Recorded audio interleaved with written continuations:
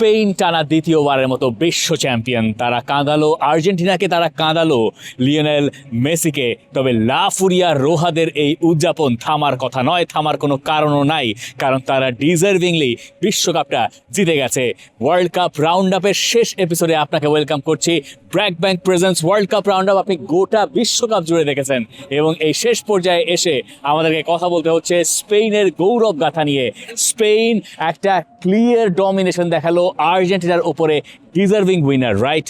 Definitely আজকের match হচ্ছে যে আপনার কখনো আমার মনে হয় ওই আফসোসের জায়গাটা দেবে না যে আর্জেন্টিনা লড়াই করে হেরে গেল। দ্যাট ডাজন্ট মিন যে ওরা চেষ্টা করেনি, বাট হচ্ছে কি আজকে ফুল তারা হচ্ছে আউটপ্লেড হয়ে গেছে স্পেনের কাছে। সে কারণেই হচ্ছে আপনার 2008 ইউরো জেতার পর 2010 বিশ্বকাপ জয়, 2024 ইউরো জেতার পর 2026 বিশ্বকাপ জয়। সেই কাজটা স্পেন করতে পারলো। ইউরো এবং বিশ্বকাপ কাকতালীয় কি ব্যাপারটা, মানে যেবার স্পেন বিশ্বকাপ জিতে তার আগে তারপরে তারা ইউরো জিতেছে। দেখা যাক পরের ইউরো তারা জেতে কিনা, সেই স্বপ্ন তারা দেখতেই পারে। কারণ এখন বা এই মুহূর্তে স্পেনের যা অবস্থা, গোটা বিশ্বকাপে তারা মোটে একটা গোল হজম করলো, আর্জেন্টিনাকে তারা সুযোগই দিল না।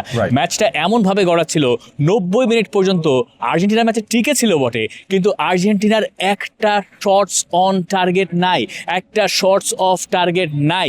একটা বিশ্বকাপের ফাইনাল ম্যাচে কোনো দল বিশ্বকাপের ফাইনালে কখনো কেউ অ্যাটলিস্ট 90 মিনিটের ভিতরে অন টার্গেট অফ টার্গেটে শট করতে পারে নাই, এমন রেকর্ড নাই। তারা কাদেরকে আটকে রেখেছে? তারা আর্জেন্টিনাকে আটকে রেখেছে, যারা শেষ বাঁশি বাজার আগ পর্যন্ত বিশ্ব চ্যাম্পিয়ন। এইটাই তো স্পেনের ডমিনেশন। দেখেন আর্জেন্টিনাকে কখনো ধরেন হচ্ছে যে আমরা ম্যাচে পিছিয়ে যেতে দেখেছি, ম্যাচে ফিরে আসতে দেখেছি, কিন্তু এরকম হচ্ছে কি আপনার নখদন্তহীন অবস্থায় কিন্তু আপনি এবারে বিশ্বকাপে কখনোই দেখেন না। মানে পুরো ম্যাচ জুড়ে যখন লিওনেল স্কালোনি আজকে তার স্টার্টিং 11টা সেট করলেন, সেখানে হচ্ছে সবাই রড্রিগো ডিপলকে প্রথমে দেখে একটু অবাক হয়েছিল, বাট তখন হচ্ছে ওই ধারণাটাই হয়ে গেছিল লামিন ইয়ামাল বা হচ্ছে ডিফেন্ডিংয়ে যেন প্রপার হেল্পটা চলে আসে, সে কারণে রড্রিগো ডিপলকে ইউজ করা। বাট আপনি দেখেন আজকে আর্জেন্টিনার একটা প্লেয়ারকে কখনো আপনি ওই রকম অ্যাক্টিভ কিন্তু দেখেন নাই। লিওনেল মেসি প্রথম 15 মিনিটে তিনি বল টাচ করতে পারেন নাই, ফার্স্ট 45 মিনিটসে তিনি মাত্র 15 বার বলের দেখা পেয়েছেন। এবং আপনি তো বলছিলেন এই যে ফুল 90 মিনিটস একটা দল যখন কোনো অন টার্গেট অফ টার্গেট কোনো শটেই নিতে পারবে না, সেটাই আসলে বলে দেয় এই দলটা আসলে টোটালি ডমিনিয়েটেড হয়েছে আজকের ম্যাচে। আর ডমিনেশনটা দেখিয়েছে স্পেন। স্পেন একের পর এক পাস খেলেছে, স্পেন একের পর এক আক্রমণে গেছে। আর্জেন্টিনা অবশ্য ফার্স্ট হাফে তাদেরকেও যে খুব বেশি সুযোগ দিয়েছে তা নয়, মানে স্পেন অনেক বেশি বল পজিশন রেখেছে, 64%-এর মতো ফার্স্ট হাফে যখন শেষ হয়। কিন্তু তার মানে এই নয় যে স্পেনও খুব আক্রমণ করেছে যেটা আসলে গোল হতে পারতো এইরকম। মানে এক্সিট হিসাবে যদি করি আর্জেন্টিনা তো খুবই কম, মানে স্পেনও যে আহামরি খুব বেশি ছিল ঘটনাটা তাও না। মানে যে ফার্স্ট হাফ আমরা দেখলাম বিশ্বকাপের ফাইনালের, সেইটা বেশ ম্যাড়ম্যাড়েই ছিল, এবং সম্ভবত হাফ টাইমের যে শোটা, এর আগ পর্যন্ত ম্যাচে ড্রামাটিক কিছু ঘটেও নাই। আর হাফ টাইমের শোটা তো হচ্ছে আপনার 27 মিনিটের একটা শো আমরা সেখানে দেখলাম, মানে আননেসেসারি মনে হয়েছে। হ্যাঁ, অনেকের ভালো লাগতে পারে, অনেকের ভালো লাগতে পারে। এরপর যখন আপনার পরের সেকেন্ড হাফটা শুরু হলো, দেখেন ফার্স্ট হাফেই কিন্তু দৃশ্যপটটা স্পেনের দিকে আরো ঝুঁকে যেত, সেটা ঝুঁকতে দেন নাই ম্যাচের শুরু থেকেই দিবো মার্টিনেজ। আপনি পুরো ম্যাচটায় বিশ্বকাপের ফাইনালে এর আগে কখনো এমন হয় নাই কোনো একটা গোলকিপার 11টা সেভ করেছেন। দিবো মার্টিনেজ কিন্তু আজকে সেই কাজটা করলেন। ওই যে আপনার মনে আছে ম্যাচের একেবারে শুরুর দিকে স্পেন তখনই আলটিমেটলি গোল আদায় করতে পারতো, যে দানি অলমো এবং ইয়ামালের মধ্যে কি চমৎকার একটা বোঝাপড়া, ওটা থেকে গোল হলো না। এরপর দিবু মার্টিনেজ কুকুরের একটা শট হচ্ছে গিয়ে বাইরে দিয়ে গেল, দিবু মার্টিনেজ হচ্ছে গিয়ে সেভ করলেন। ওটা হলে আপনার আরো আগে স্পেন ম্যাচটা নিয়ে যায়। এই জন্য আমি ম্যাচের পর যখন দেলা ফুয়েন্তেকে মাঠের মধ্যে কোয়েশ্চেন করা হয়েছিল, দেলা ফুয়েন্তে বলেছিল এই ম্যাচটা আরো আগেই সিল করার কথা ছিল, শুধুমাত্র এই একজনের কারণেই আমরা হিসেবে আসলে সিল করতে পারিনি। মানে ম্যাচটা আর্জেন্টিনা কিন্তু জিততে হতো, তাহলে ম্যাচটা অনেকটা ওই রিয়াল মাদ্রিদ আর লিভারপুলের চ্যাম্পিয়ন্স লিগ ফাইনালের মতো হতো। মানে ধরেন ওই ম্যাচে কোর্তুয়া একের পর এক সেভ করলেন না, ম্যাচ শেষে তিনি ম্যাচ সেরা হলেন। আর্জেন্টিনার অবস্থা ওই রকম ছিল যে একের পর এক আক্রমণ করে যাচ্ছে অন্য পাশে থাকা দল স্পেন, আর এই পাশ দিয়ে আর্জেন্টিনা ঠেকিয়ে যাচ্ছে, কোনোভাবে ঠেকিয়ে যাচ্ছে, কোনো মতে তারা ঠেকিয়ে যাচ্ছে। প্রথমে লিসান্দ্রো মার্টিনেজ ইনজুরিতে পড়লেন, এরপরে কুতি রোমেরো ইনজুরিতে পড়লেন। বদলগুলো লিওনেল স্কালোনিকে বাধ্য হয়ে করতে হয়েছে, এবং এইটাও লিওনেল স্কালোনিকে আসলে সাহায্য করে নাই। মানে লাউতারো মার্টিনেজ একটা ম্যাচ নামতে পারলেন না, এবং আগের ম্যাচে তিনি সেমিফাইনালে গোল করেছেন। এইটা হাউ আনলাকি। আবার দেখেন স্পেনের ক্ষেত্রে এটা খেলেছে যে স্পেন যখন পর্তুগালের মুখোমুখি হয়েছে বিশ্বকাপে, তখন সেই ম্যাচে গনসালো রামোস নাম দেওয়ার নাই, যিনি আগের ম্যাচে নকআউট ফেজে জিতেছিলেন পর্তুগালকে, আর আগের ম্যাচ জেতালেন লাউতারো মার্টিনেজ, তিনি নামতে পারলেন না আর্জেন্টিনার হয়ে। তবে এগুলো কোনোটাই স্পেনের যে কৃতিত্ব সেটাকে খাটো করার কোনো উপায় নাই। হাউ গুড আর স্পেন, মানে আনবিটেবল, আসলেই তো আনবিটেবল। মানে ইনভিনসিবল রানেই তো আলটিমেটলি তারা মেক করলো, একটা মাত্র গোল কনসিড করা, অলমোস্ট প্রতি ম্যাচে 60%-এর ওপর বল পজিশন রাখা। আজকের ম্যাচটাতেও দেখেন স্পেনের বদলগুলোও তো কাজে লেগেছে। স্পেনের যে আমরা বলছিলাম গতকালকে যে বলছিলাম যে স্কোয়াডের ডেপথের হিসেব করলেও আর্জেন্টিনার থেকে স্পেনের ওই অপশনগুলো বেশি। নিকো উইলিয়ামস তিনি নামার পর আর্জেন্টিনার এই লেফট সাইডটা পুরা কিন্তু তিনি নাচিয়েছেন। এমন না যে শুরু থেকে খুব স্টেবল ছিল, বাট নিকোর ওই সাপ্লাইটা, পেড্রো পোরোর ওই সাপ্লাইটা, নিকোর নামিয়ে দেওয়া, এরপর হচ্ছে ফেরান তোরেস যাকে আসলে বার্সা ফ্যানরা লর্ড বলেন, স্পেনেও অলমোস্ট তিনি আজকে ম্যাচ শেষ ইন্টারভিউতে বলছিলেন যে আমাকে তো অনেক সময় লর্ড বানিয়ে দেওয়া হয়। মানে তার কতটা আসলে মানে কষ্ট তার। This is how you reply, মানে দিস ইজ হাউ মানে ইউ পুল ইট অফ। মানে এর থেকে বড় reply তো আপনি দিতে পারেন না। মানে এই গোলটা যে কারো কাছ থেকে আসতে পারতো। মিকেল মেরিনো যখন নেমেছেন তখন লোকে ভেবেছেন মিকেল মেরিনোই কাজটা বোধহয় করবেন, তাই না? কিন্তু কাজটা করলেন ফেরান তোরেস। ওই গোলটায় দিবু মার্টিনেজ আমি জানি না একটু আগে গিয়ে সেভ করতে পারতেন কিনা, বলটা যখন ওখানে গেল, তারপর যখন ভেতরের দিকে ঢুকলো, তারপর ফেরান তোরেস ফিনিশ করেন। ফেরান তোরেসের সামনে যথেষ্ট জটলা ছিল, ওই জটলার ভেতর থেকেও তিনি শটটা করলেন এবং গোল যখন করতে পারলেন, ফেরান তোরেস জানান যে তিনি দলটাকে বিশ্বকাপ জিতিয়ে দিচ্ছেন। কারণ এই ম্যাচে আসলে অপেক্ষা ছিল একটা গোলের জন্য, যে সেটা স্পেন কখন করবে। তার আগেই তো আর্জেন্টিনা 10 জনের দলে পরিণত হয়েছে। আর্জেন্টিনার বেস্ট শট ছিল এই ম্যাচে, আমার কাছে মনে হয় ম্যাচটাকে যদি তারা এক্সট্রা টাইমে নিয়ে যেতে পারে, লাস্টের দিকে তো আসলে তাই মনে হচ্ছিল, এক্সট্রা টাইমে কোনো মতে নিতে পারলে তখন যদি কিছু একটা করা যায়। কিন্তু এক্সট্রা টাইমে যাওয়ার আগে এনজো ফার্নান্দেজ যা করলেন, মানে এইটা তো আপনি একটা ওয়ার্ল্ড চ্যাম্পিয়নের কাছ থেকে এক্সপেক্ট করেন না। দেখেন আপনি যখন ফার্স্ট ইয়েলো কার্ডটা দেখেছেন, সেটা আপনি দেখেছেন কেন? সেটা আপনি দেখেছেন হচ্ছে হুদাই, কারণ হচ্ছে আপনি রেফরিকে কিছু একটা বলেছেন বা আপনি রিয়াকশন দেখিয়েছেন, সেটার জন্য রেফরি কিন্তু প্রথমে আপনাকে কার্ড দেয় না, এরপর রেফরি ঘুরে এসে আপনাকে কার্ড দিল।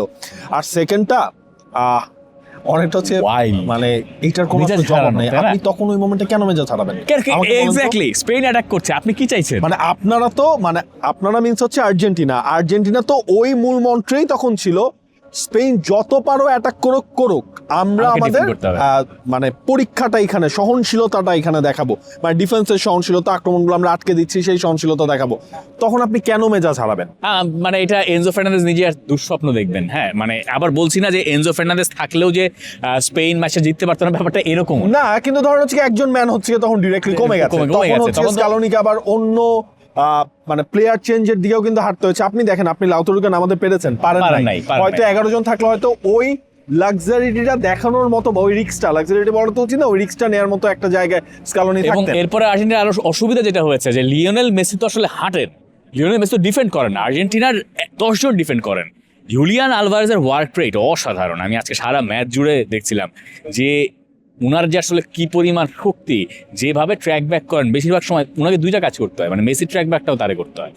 এই মানে টিমটা এরপরে যখন 10 জনের দলে পরিণত হলো, তার ভেতরে ধরে রাখতে হবে যে লিওনেল মেসি উন্মুক্ত, তার কথা আলাদা।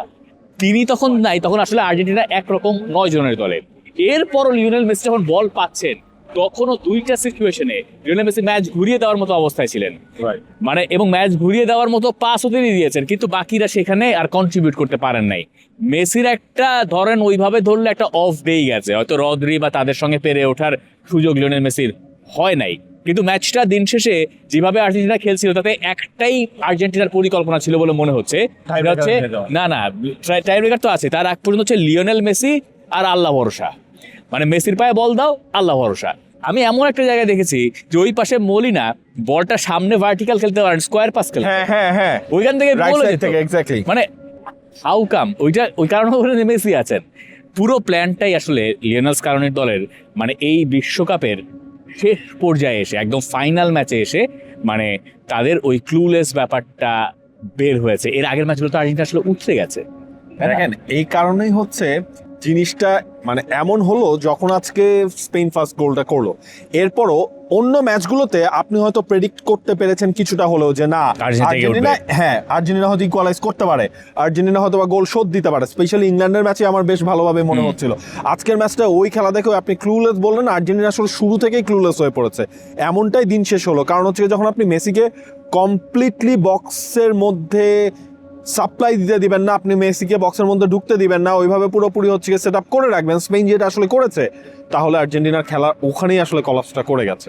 এবং এরপরেও শেষের দিকে গিয়ে 118-19 মিনিটের দিকে আর্জেন্টিনা চাপ দিয়েছিল, যেটা খুব স্বাভাবিক। ফাইনালে মরণ কামড়টা দেওয়ার জন্য আর্জেন্টিনা চেষ্টা করেছে, কিন্তু ততক্ষণে তারা 10 জনের দল, কিন্তু স্পেন তখন ওলে শুরু করেছে।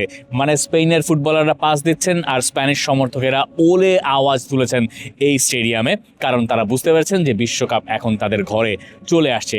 এটাই তো স্পেনের রাজত্বের ছাপ, যে স্পেন যখন একবার ম্যাচে এগিয়ে যায়, আপনি স্পেনের বিপক্ষে যখন খেলতে নামবেন, আপনি জানবেন যে স্পেন গোল দেওয়ার আগ পর্যন্ত তাদের পায়ে বল থাকবে, গোল যদি দিয়ে দেয় তাও তাদের পায়ে বল থাকবে, এবং তারা এত সুন্দর করে ওয়ান টাচে বল মুভ করে। আর্জেন্টিনা এই গরমে, মানে এই মাঠে এই গরমে যেভাবে দৌড়েছে পুরোটা সময় উইদাউট দ্য বল, আর্জেন্টিনার মতো দলের উইদাউট দ্য বল দৌড়ানো তো খুবই হতাশার। তারা তো বল পজিশন নিয়ে খেলে অভ্যস্ত। এরকম একটা দল যখন উইদাউট দ্য বল বেশি এতটা সময় থাকে, তখন একে তো ক্লান্তি, তার উপরে ওই মানে হতাশা, এই দুটো মিলেমিশে এমন একটা সিচুয়েশন তৈরি হয়, সেটা মাঠে ওইভাবে প্রকটভাবে তবুও বোঝা যায়নি, কারণ দলটা আর্জেন্টিনা যারা আগের বার বিশ্বকাপ জিতেছে, এই টিমটাই তো জিতেছে মোস্টলি, তো ওই কারণে ব্যাপারটা টের পাওয়া যায় নাই। কিন্তু ওইটা ম্যাচের খেলায় সেটা বোঝা গেছে দুই দলের তারতম্যটায়। এবং আর্জেন্টিনার ধরন হচ্ছে ভাগ্যটা দেখেন, 2014 বিশ্বকাপ তারা হারলো এক বদলির কাছেই, মারিও গোয়েটসে তার গোলে। এবারও তারা হারলো আরেক বদলির কাছেই, ফেরান তোরেসের গোলে। আর দিন শেষে হচ্ছে আর্জেন্টিনাকে যে মানে ওই রকম প্ল্যানটা রাখতে হবে, এটাও তো আমরা প্রিভিউতে কিন্তু বলছিলাম, কারণ স্পেন হচ্ছে তাদের কাছে বল থাকবে, আপনার তখন কাজ হবে যখন আমার কাছে বল নাই তখন আমি কি করবো, বলটা যখন পাচ্ছেন তখন কি করছে আর্জেন্টিনা? বল নিয়ে ওইভাবে যেতেই পারছে না। স্পেনের ডমিনেশন হচ্ছে এরকম, মানে স্পেনের একটা করে প্লেয়ারের কথা বলা যেতে পারে। উনাই সিমন সেভ করলেন, কি করা লেগেছে? খুব একটা লাগে নাই। ওই যে একটা মানে ওইটার ইয়েটাও মানে ভিজুয়ালাইজেশনটাও চিন্তা করেন যে মেসি বল নিয়ে ছুটছেন, ওই জায়গায় কিন্তু মেসি কিন্তু বলের টাচ করার জায়গায় তিনি আসলে ছিলেন, তখনই উনাই সিমন বের হয়ে আসছেন। এবং উনাই সিমন এইবার এই কাজ বহুবার করেছেন, প্রোঅ্যাক্টিভ গোলকিপিং যাকে বলে। পাও কুবার্সি, সামনে আইমারিক লাপোর্টকে চেঞ্জ করে এরিক গার্সিয়া নেমেছিলেন পরে গিয়ে, কিন্তু কোনো কিছুই পরিবর্তন হয় নাই। পেদ্রো পোরো আজকে যেমন তেমন, অন্য পাশে কুকুরে আবার ভীতি ছড়িয়েছেন। কুকুরে এমন জায়গায় ঢুকছিলেন, আর্জেন্টিনার ডিফেন্স লাইন তছনছ হয়ে যাওয়ার অবস্থা। Midfield Rodri had a master class again, মানে I was following him as well. মানে মাঠের ভেতরে এত নির্ভার, এত মানে আমি জানি না উনি কিভাবে পারেন এইরকম ভাবে বল ডিস্ট্রিবিউট করছেন। দু একবার মেসি তাকে কাটিয়ে গেছেন যদিও, কিন্তু বল যখন পাচ্ছেন আরেকটা থার্ড আই তার ওপেন, যে তিনি জানেন কোথায় বল দিতে হবে, ভিশন, বল ডিস্ট্রিবিউট করে অন্য পাশে, এখানে প্রেশার, এখানে হয়তো অনেক মানুষ, তিনি অন্য পাশে যা ছড়িয়ে দিচ্ছেন এত অবলীলায়। আর্জেন্টিনা তার উপরে ওই প্রেশারটাই ক্রিয়েট করতে পারেনি, মানে রদ্রিকে থামাতে হতো আর্জেন্টিনা রদ্রিকে থামাতে পারে নাই। এবং সে কারণেই দেখেন দিন শেষে যে গোল্ডেন বল পুরস্কারটা পেল, আপনি দেখেন রদ্রির কিন্তু কোনো গোল নাই এবার বিশ্বকাপে, কোনো অ্যাসিস্ট নাই, কোনো অ্যাসিস্টও কিন্তু রদ্রির নাই, কিন্তু তারপরও এই ক্যারেক্টারিস্টিক্স এর কারণে রদ্রি হচ্ছে কি এই দলটার মূল কাজটা আসলে টোনটা সেট করে দিয়েছেন আজকের ম্যাচটাতেও সেই হিসেবে বলতে হয়। এই কারণেই আর্জেন্টিনার ওই পকেট স্পেসগুলো ব্লক করার দরকার ছিল, লাইন ব্রেকিং পাসগুলো ব্লক করার দরকার ছিল, সেই কাজগুলো আলটিমেটলি রদ্রি করে দিয়েছে। হ্যাঁ, এবং একটা টিমের কাছে আর্জেন্টিনা হেরেছে। মানে আর্জেন্টিনা হয়তো যে কাউকেই ফাইনালে পেলে তাদের বিপক্ষে তাদের জেতার একটা ভালো সম্ভাবনা থাকতো, আর্জেন্টিনা হয়তো লড়াই করতো, কিন্তু দলটার নাম যখন স্পেন, আর এই আর্জেন্টিনা যেভাবে বিশ্বকাপে ধাপে ধাপে উঠে এসছে, স্পেনের সঙ্গে আর সেই সুযোগ মেলার কথা কাগজে কলমে ছিল না, কোনো রূপকথার গল্পও শেষ পর্যন্ত হয়নি। শেষ পর্যন্ত সারা বছর পড়াশোনা করেছে যারা, সেই দলটাই বিশ্বকাপ জিতেছে, যারা আসলে ভালো, যারা আসলে এই বিশ্বকাপ জেতাটা ডিজার্ভ করে, যারা দল হিসেবে এই বিশ্বকাপে পারফর্ম করে দেখিয়েছে। এবং আমার ধারণা এই নিয়ে কোনো সমালোচনা খুঁজে পাওয়া যাবে না। আর্জেন্টিনা অবশেষে বিশ্বকাপে হারলো, এবং আর্জেন্টিনা বিশ্বকাপে হারলো সেই 2022-এর সৌদি আরবের সঙ্গে ম্যাচের পরে। মিল দেখেন, ওই 2022 সালে সৌদি আরবের কাছে হারা ম্যাচটা হয়েছিল দুপুরবেলায়, এই ম্যাচটাও দুপুরবেলায়। মাঝখানে অবশ্য আর্জেন্টিনার গ্রুপ স্টেজের ম্যাচ দুপুরবেলায় খেলেছে, কিন্তু সেখানে স্টেডিয়ামটা পুরোটাই শীতাতপ নিয়ন্ত্রিত ছিল না, সেখানে উনি ছিলেন না। তিনি ছিলেন না, যিনি match referee, Slovenian referee Slavko Vincic, যিনি সৌদি আরবের ম্যাচটা পরিচালনা করেছিলেন, আর্জেন্টিনা সৌদি আরবের ম্যাচ, তিনি আরও একবার এই ম্যাচ পরিচালনা করলেন। এবং সেখানে ঘটনাক্রমে একটা চক্র পূরণ হলো, আর্জেন্টিনার এক হার থেকে আর্জেন্টিনার আরেক হার। যদিও এই ম্যাচের রেফারি আমার কাছে মনে হয় এটা মনে হয় আসলে বলা উচিত না, হলে হচ্ছে গিয়ে অনেক নিউট্রাল ফ্যানরাও আসলে সেটা বলবে যে উনি ছিলেন, মানে বলতে উনার আসলে খুব তেমন কোনো ডিসিশন নিয়ে আজকে কন্ট্রোভার্সি তৈরি করার মতো সিচুয়েশনও হয় নাই, বাট এটা আসলে কাকতালীয়, উনি থাকলে আর্জেন্টিনা ম্যাচ হারে। এটা মানে এই ঘটনাই ঘটেছে শেষ পর্যন্ত, মানে মেলাতে পারেন চাইলে, কিন্তু রেফারির উপরে আর্জেন্টিনার ভক্তরা প্রচন্ড গালাগালি করছিলেন, last এর গ্যালারিতে দিকে আমরা আমরা শুনছিলাম। শুনছিলাম। কিন্তু আমার কাছে মনে হয় যে রেফারি সুপার করেছেন এই ম্যাচে, এবং তার উপরে কোনো প্রেশার দুই দলের কেউই দিয়ে কুল পায়নি। স্পেন বরং এখানে স্মার্ট, তারা রেফারির সঙ্গে খুব বেশি আলোচনাতে যায়নি, আর্জেন্টিনা প্রেশার তৈরি করার চেষ্টা করছিল। আর ম্যাচের আগে আইমারিক লাপোর্ত বা দু একজন ইন্টারভিউতে এসব কথাবার্তা বলে আমার মনে হয় রেফারিকে বা গোটা দুনিয়াকেই জানান দিয়ে রাখছিলেন যে 50-50 ডিসিশনগুলো কিন্তু মানে যে কোনো পক্ষে তুমি দিয়ে দেওয়ার আগে দুবার ভাবতে হবে।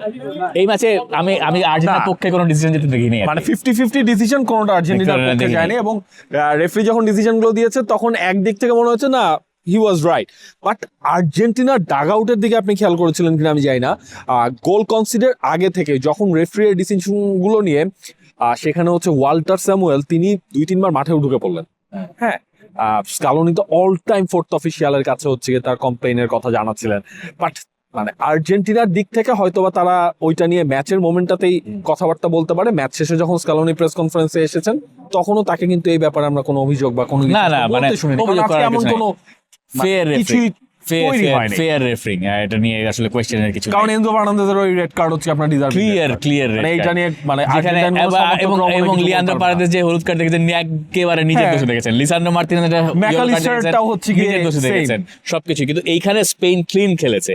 আর্জেন্টিনা তাদের ওই ডার্ক কার্ডগুলো মাঠে প্রয়োগ করার চেষ্টা করছিল, যেটা স্পেনের এগেইনস্টে তাদের কোনো কাজে দেয় নাই। কিন্তু এই তো গেল একটা ডার্ক আর্টের পার্ট।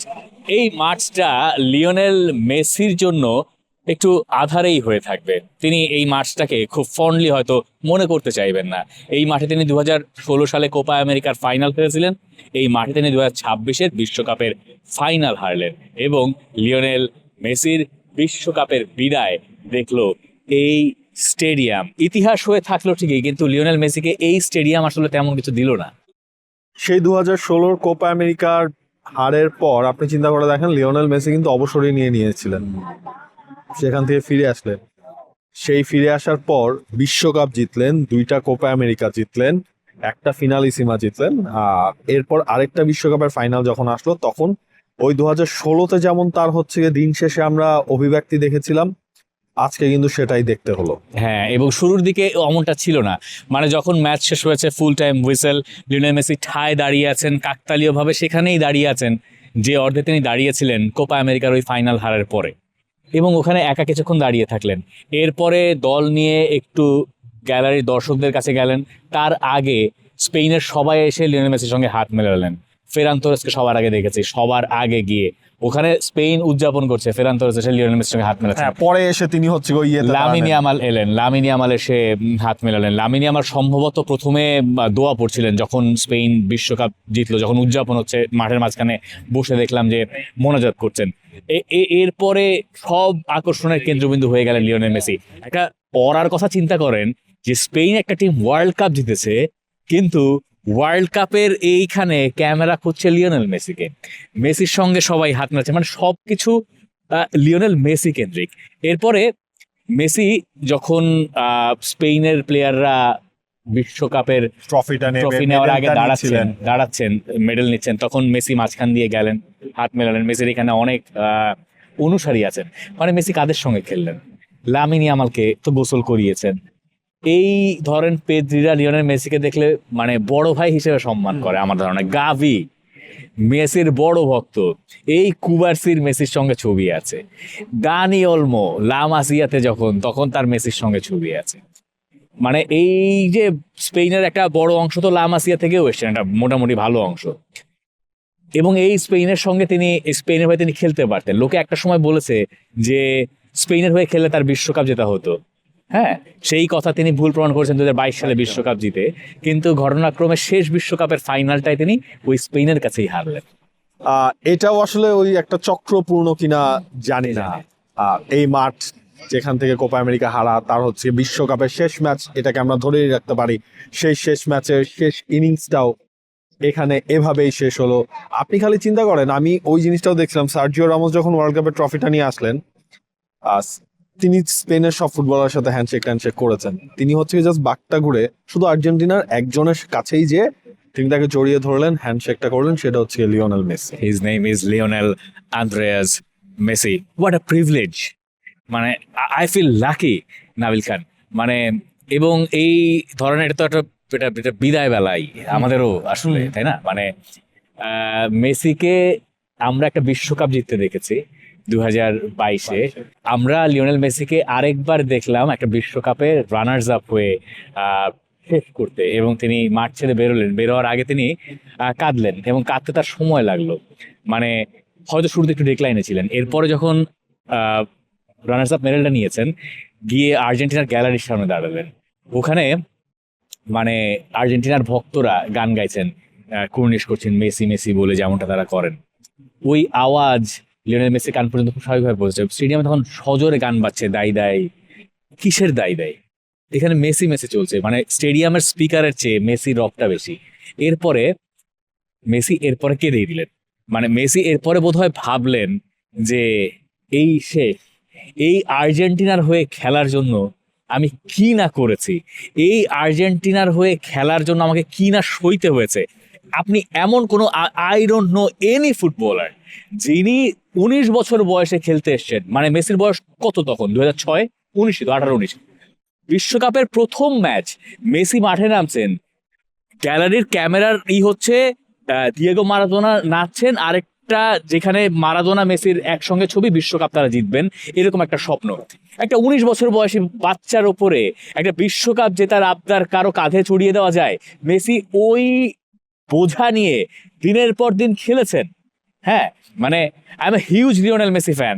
আমি মেসি এই বিশ্বকাপে জিতলো হারলো আমার আসলেই কিছু যায় আসে না, কিন্তু মেসিকে কাঁদতে দেখতে আমি আসলে পছন্দ করি না। এটা মানে I feel so bad when he cries. এবং আপনি যেটা বলছিলেন না, ওই যে দেখেন শুরুর পর থেকে বার্সেলোনার মেসি, আর্জেন্টিনার মেসি না, মেসি কেবলমাত্র শুধুই তার ক্লাবের জন্য খেলে। কত কিছু সহ্য করতে হয়েছিল, সেই ডেলিভারটা তিনি কবে করলেন? অবসরও নিয়ে নিলেন, অবসর থেকে ফিরেও আসলেন, ফিরে এসে তার ডেলিভারিটা শুরু হলো। এবং যখন শুরু হলো, আপনি চিন্তা করেন, এখন হচ্ছে তার 39 বছর চলে। 39 বছরের একটা লোক, তাকে কত কিছু শুনতে হলো যে আপনি তো হচ্ছে MLS এ খেলেন, আপনি দৌড়াতে পারবেন না, আপনি ফুল 90 মিনিটস আপনাকে খেলানো হবে কিনা, হ্যাঁ 90 মিনিটস আপনাকে খেলানো হবে কিনা এটা নিয়ে হচ্ছে কি সন্দেহ।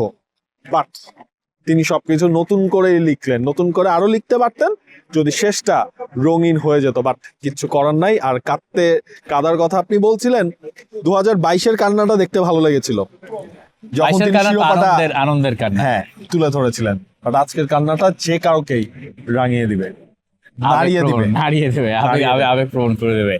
লিওনেল মেসির শেষ, আমাদেরও শেষ, আমাদের এই BRAC bank presence world cup round আপের শেষ এপিসোড এখানেই। অনেক অনেক ধন্যবাদ এতদিন যারা আমাদের সঙ্গে ছিলেন, আপনাদের সবাইকে।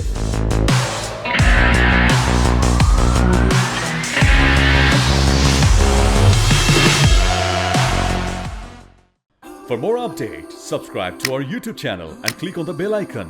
Follow us on Facebook and Instagram. Download T-Sports app to enjoy exciting games and highlights.